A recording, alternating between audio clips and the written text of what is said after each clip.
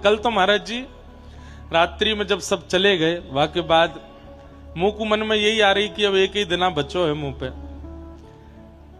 हम भी बड़े बंधन में हैं।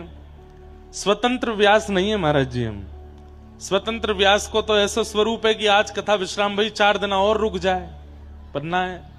मुंह को तो 1 घंटा भी कोई ये पता चल जाए ना इन पे खाली है तो वहां सोन मत दो दारी के उठाओ, या के संग फोटो खींचो, या यहाँ बुलाओ, यहाँ फीता कटवाओ, यहाँ पे दीप जलवाए लो, यहाँ पे ये करवाओ।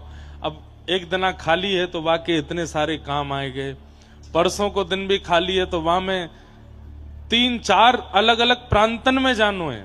और फिर वहां से मैंने कही कि आराम से आए कि आराम करूंगा, नैमिषारण्य में कथा कर लेंगे। सुबह 6 बजे नैमिषारण्य पहुंचेंगे हम। तो महाराज जी को आज सुबह फोन आया, बोले कथा ही 10 बजे थे सुबह। मैंने की मतलब 2 दिन की परेड के बाद भी सुबह नहीं मिले वो, जाते ही फिर वहां कथा करनी है। यहां की जितनी सुगंधी और यहां के जितने भाव चित्त में आ गए हैं, आप तो ज्यादा भावुक होकर रो भी सको, मैं तो रो भी ना सकूं, मैं तो ज्यादा याद भी ना कर सकूं। दूसरी जगह के बारे वहां पे भी हजारों लोग प्रतीक्षा कर रहे हैं तो उनके मन की भी सेवा करनी है, वहां पे भी कथा सुनानी है। तो कभी कभी मन में आए हुए सब छोड़ छाड़ के कहीं एकांत में ही रह लूं।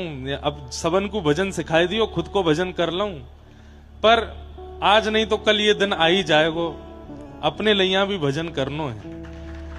सबन को भजन सिखायो, सबन को कथा सुना रहे हैं, पर हम कोई ऐसी उद्घोषणा नहीं कर रहे हैं, कोई घोषणा करने वाली बात भी नहीं है, पर बहुत समय तक नहीं करेंगे। फिर हम अपने लिए भी भजन करनो चाहें, अपने लिए भी लीला अनुसंधान करनो चाहें। कछु वर्ष और युवाओं को और थोड़े आप सबन को कथा सुना रहे हैं, वहां के बाद फिर जो कथा आपको सुनाई है, जो भजन आपको सिखायो है, जो सेवा आपको सिखाई है, वो स्वयं भी तो करनी है। तो वो स्वयं के